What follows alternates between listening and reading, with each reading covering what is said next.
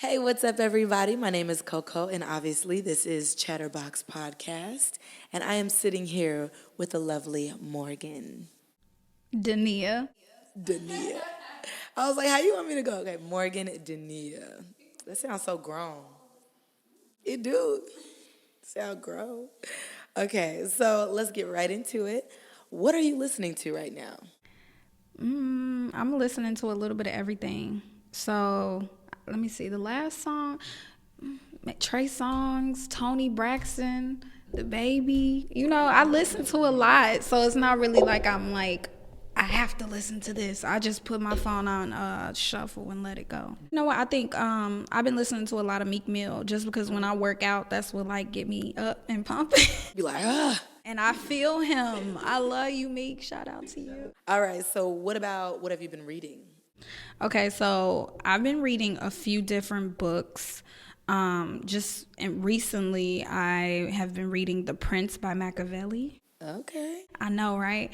I'm like trying to get into like deep books that have to entail with like what I'm doing in my life. So The Prince basically is about like a political outlook of the 1900s or the 18 all the way back in back in the day. But it's a really powerful book, and it's like basically a book that teaches you how to become a politician. Wow. That's what I'm reading. And I'm proud of what I'm reading because those books are very powerful. But I also wrote down, and I'm so mad I did not bring my planner. I'm sorry.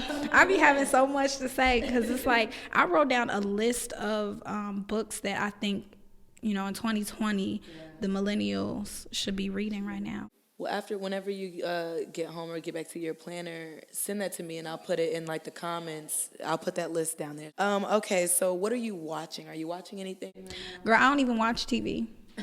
I should watch like Power and stuff because I know a lot of people watch it and stuff, but I can't keep up with that. I'm like literally too busy in my life to be like watching TV. I feel it. All right, sure. When you're busy, you're busy. What are your professional job titles? What titles do you hold? And then kind of tell us a teeny bit about those. Okay. Right now, I'm a business analyst for Cook County government. I'm not going to go into specifics, but basically, I handle all like the property tax appeals for Cook County. And that's basically it.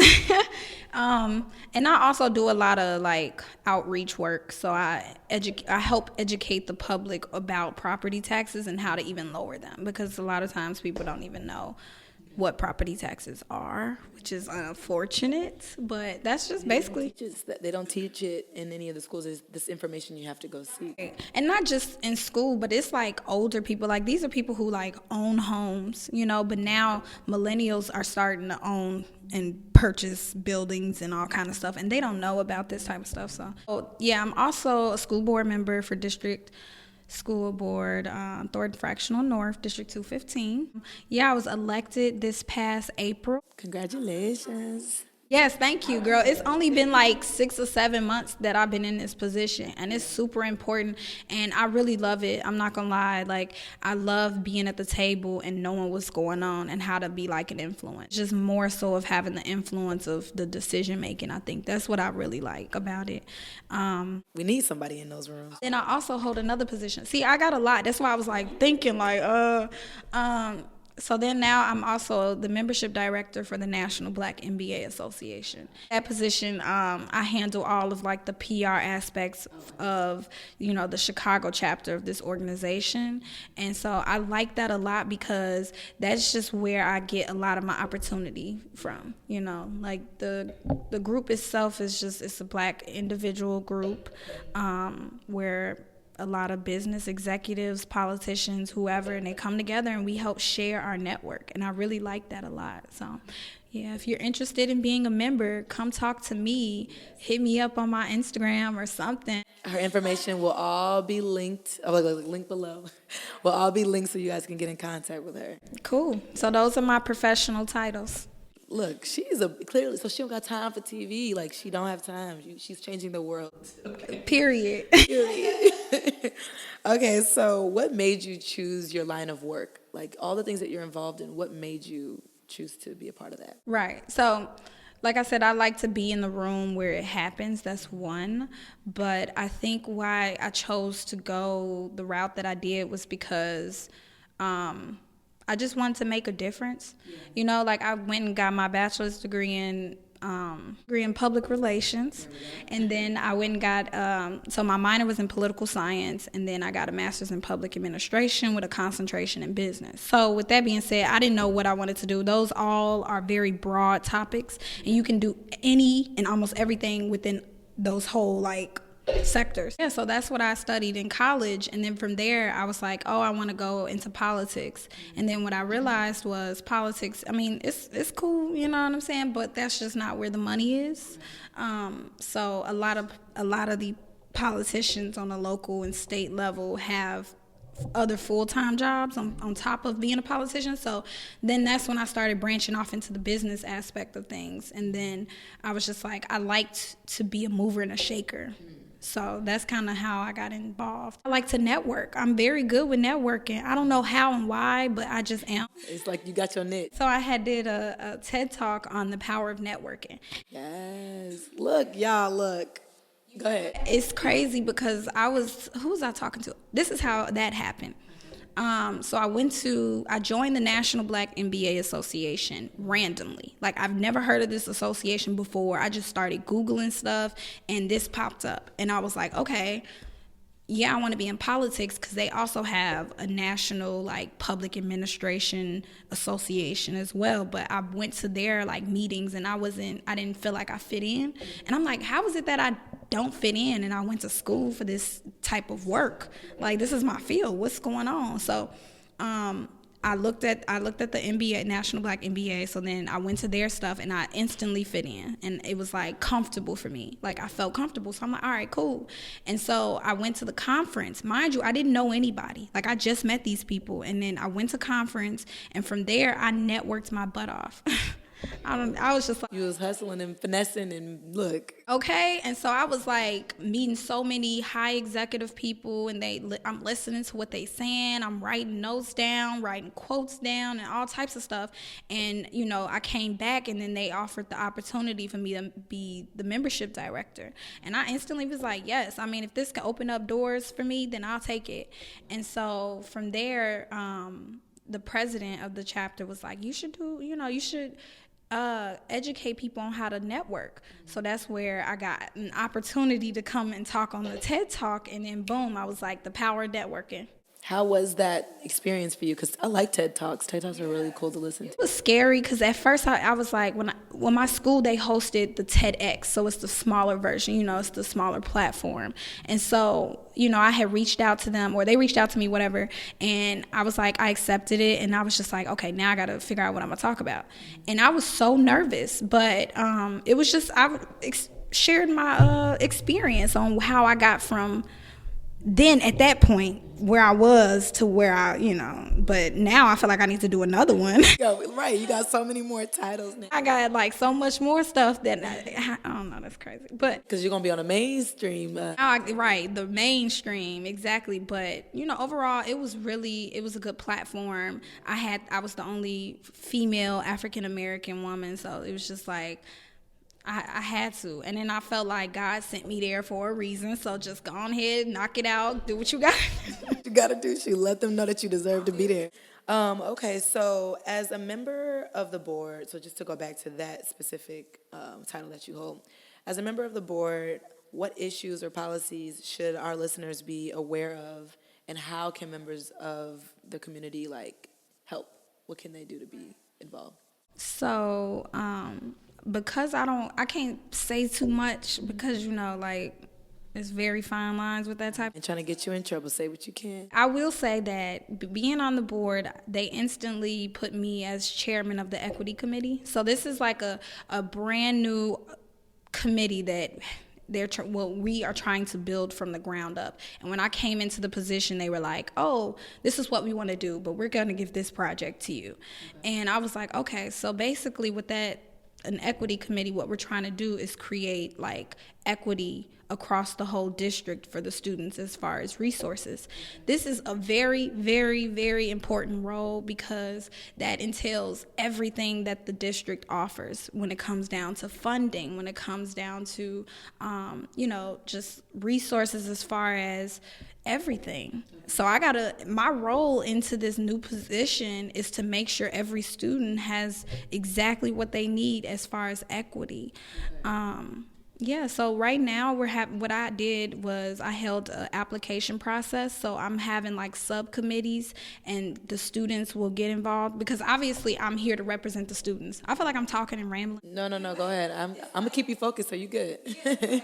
So the students, I'm here, like, obviously I got elected and I ran my campaign based on the fact that I'm a young individual, young black woman who's trying to represent the students, and they can have me to come to the table and be like, this is what we want. So I had an application process, or we, because it's collectively, had an application process where students applied to the equity committee, and right now we're in the midst of sending those applications out for the people we approved for the committee.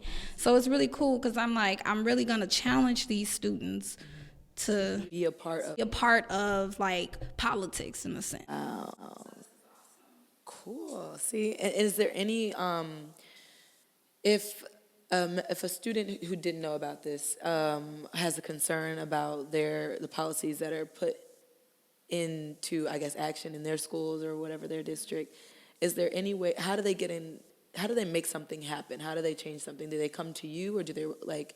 What does that process look like for somebody who's concerned about that district? So someone internal as far as within the school district, or external?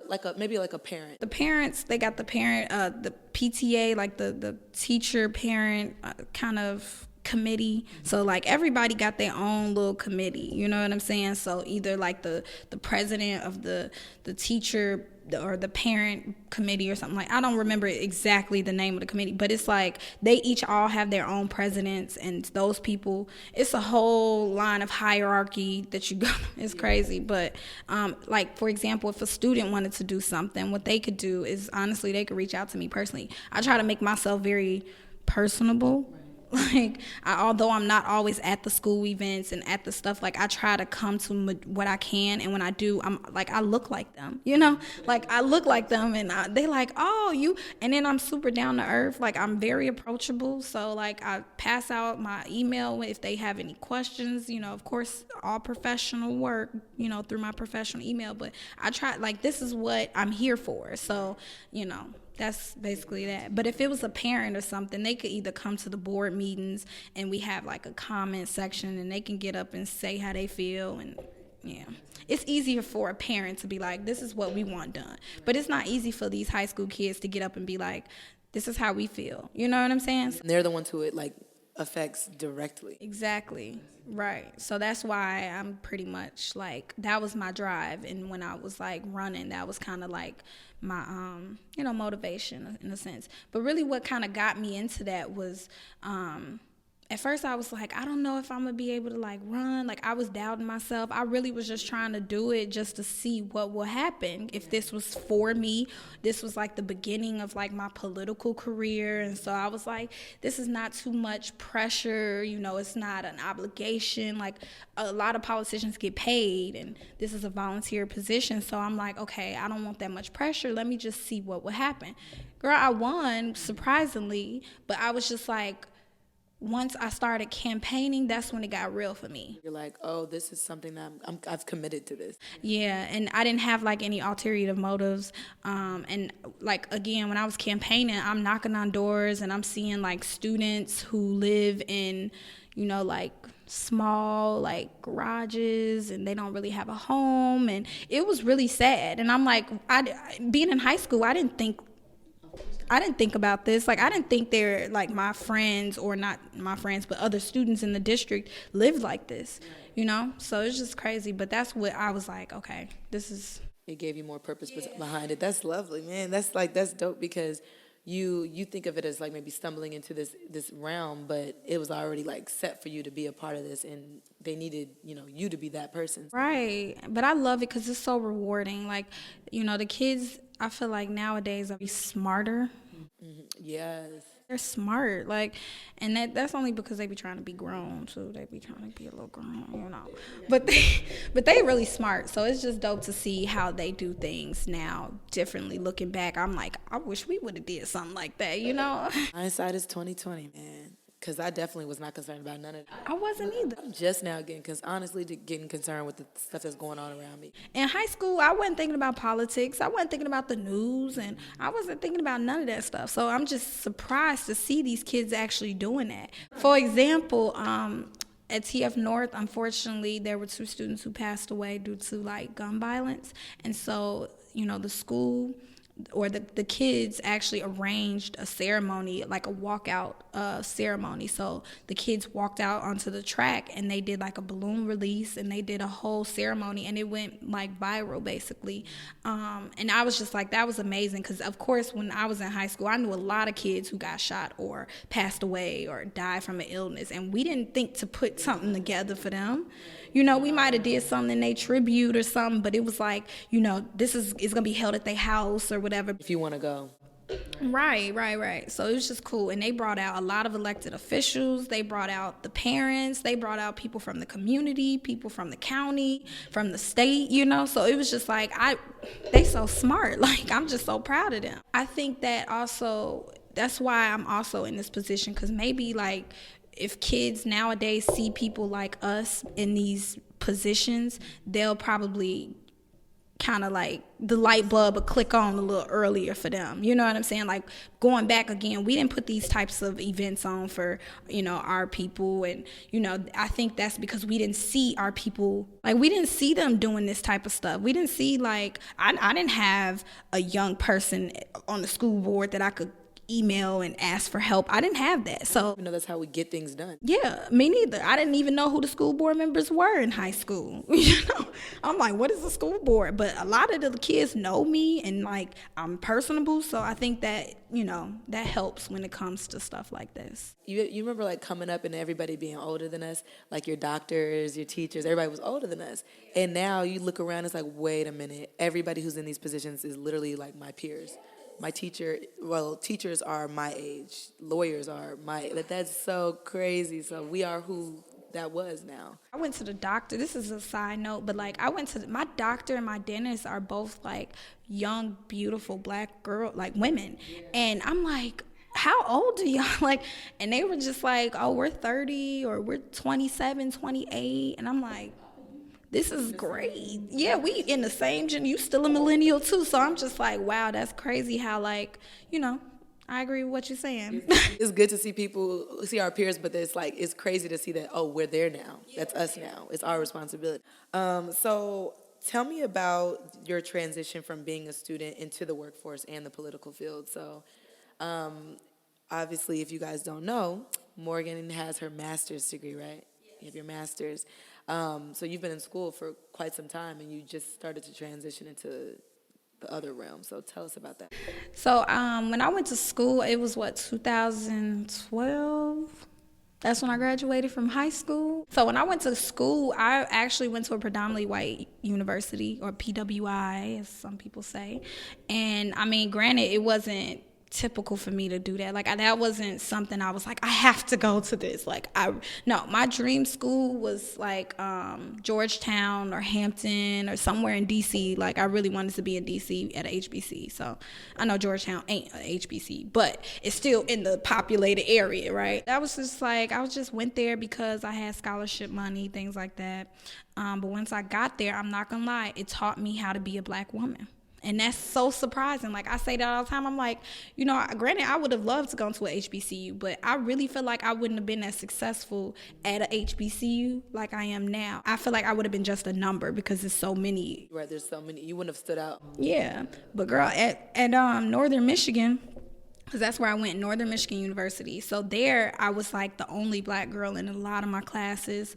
I hung out with a lot of, like, predominantly Caucasian groups and stuff, and you know, so it was just different. But I loved the experience because it really taught me how to be strong. It really taught me how to go for what I want. It taught me how to go with the flow sometimes. And I say that because it's like, you shouldn't go with the flow, but you know, you got to act accordingly in certain situations. learned that the hard way. The hard way. What else? So that was that. But my whole transition happened when like I got my master's. So after I got my bachelor's, that was 2016, and I just didn't feel like it was enough for me. I was like, this is it? And now I gotta go find a job? Like, this is it? Like, it's not enough. I'm still competing with people who's getting masters and PhDs. Like, I'm like trying to be up there, and a bachelor's ain't enough. So then I just went back. I had another scholarship, and I just continued straight. And then I finished school in like 6 years. It was like 6 years. Yeah, of college. Here, the credentials keep going up and up. You gotta have this, now you gotta have that. I'm like, Right. So, once I finished school, it took me almost a year, but I had an internship with Calumet City Hall. So I was working there as an intern for a while, and that's like in the political arena. So I got a chance to see that. And then from there, I started again networking. I then landed another internship with a law firm because I was like, maybe I might just go back to school because it was taking so long to get a job with benefits and stuff. So I'm like, that just happened like a year ago for me. But I'm saying it took so long to the point that I was like, I might as well just go back to school and go get a law degree, And I'm still considering that option, just not right now. look at her. She just should keep on adding to the credentials. Got to. Because it's like every year, like you said, stuff like it not decreases, it devalues, So, and you got to keep yourself educated, even if it is just a certification or like taking a class. It's important because being black as a woman, You got to work like 20 times harder than anybody else. Absolutely. So I'm glad that you're saying that because, look, if you're watching or you're listening, make sure that you take heed, get the education. So whether that means going back to school or getting a certification or reading more, whatever it is, add to your value, get more information. So yeah, that's just with my transition. It was very hard, and this is what I want to tell people out there who's like getting ready to transition or getting ready to graduate or whatever. Like, just take your time, do your research. I want to say yes to everything, but also know when to say no. Yeah, have discernment. Yeah. Don't just be out here doing anything. Right. And yeah, that's basically it. I mean, and it's going to take some time. Like, nothing happens all in one day. What advice would you give to someone who wants to be in the corporate or political arena? So these are just people who want to be kind of in the same rooms where, where things are happening. What would I tell myself back then? Let's do that then. Let's answer it that way. What did you wish you knew? Because that's another question. I wish I would have knew what I knew now back then, but obviously with time and you have to learn those type of things. But if I could tell my past self something, it'll probably be like, enjoy the moment. Enjoy the moment because, girl, like, I feel like I'm so focused with a lot of stuff that I just don't take time to enjoy moments. Like, I'd be like, okay, next. Accomplished it. What's next? Okay, next. You know what I'm saying? So with that, I just really don't take the time to be like, whew, let me take a deep breath. Like, everything is on the right track. I'm doing well. Like, I'm on the right track to do this and be great. Just take your time. Calm down. Like, that's stuff that I probably would tell myself back then. Okay. But it's such a conundrum because it's like if you would have slowed down, then maybe you wouldn't have been in this space. But it's a blessing that you are in a space to be able to even reflect, and now you can take that moving forward. Right, absolutely. Because now, like I said, with today, I'm still counting on my blessings and stuff, and I'm very grateful. So it's like I have to enjoy those blessings before I just jump to the next one. Like, I'm like, okay, go ahead, girl. And I don't want to be too old before I'm like, dang, I did this and I didn't even take the time to celebrate. You want a whole election, like people voted for you, just for the record. Like people voted for you. I did a lot in 2019. I accomplished a lot, and I didn't even realize it until just like 2 days ago. Like, now that the end of the year is approaching, I'm still looking at a few more things that I'm trying to accomplish before December come up in like 3 weeks. So I'm like, oh, wait, calm down, Morgan, because you literally did a lot. And I had wrote out a whole list of things that I accomplished, and it was like maybe over 10 to 12 things that I did. I was like, wow. Big things too, it seems. That's actually a good idea. Like, whenever you kind of forget who you are, or you forget like how raw you are, like, sit down, Write everything that you've accomplished that year. That's a good like exercise to remind yourself how dope you are. Almost every quarter, because it's 4 quarters in a year. I do that almost every quarter. I'm like, okay, this is what I did. This is what I want to do. And every time I sit down and I write it and I manifest it. Manifestation is very, very big. And that's probably, if I did a TED Talk on a bigger platform, the power of manifestation, that would be my topic. So TED Talk, reach out. Reach out to me, because I would definitely talk about some things I manifested. You hear me? Okay, so lightning round. We're going to close out because we only got like 5 minutes before they kick us out. Okay, you ready? Yes. Do I answer these quick? Like, First thing that comes to your mind. Okay, your favorite color. green? Sorry. Because I was going to say purple, because I have 2 favorite colors. Okay, purple, green. All right, gum or mints? Gum. Okay, summer, fall, spring, or winter? Spring. Okay. The moon or the sun? The sun. Birthday dinner or a party? Party. Water with fruit or water without? With fruit. Heels or sneakers? Heels all day, baby. I got heels on right now. All day, baby. I'm dead. You know, I get a lot of stuff done with heels. You do with that what you look. All right.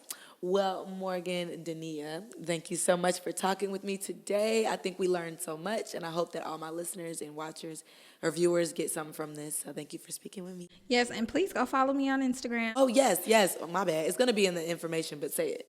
Oh, yeah. Okay. So follow me on Instagram at Morgan Dania. That's MorganDania, because people always get that wrong. It's going to be like in the info. So if you missed it, rewind it back or look in the bio. It's going to be there. And tell them what your favorite podcast is. ChatterBox. Woo. Period. Period. And cut. Cut. Right.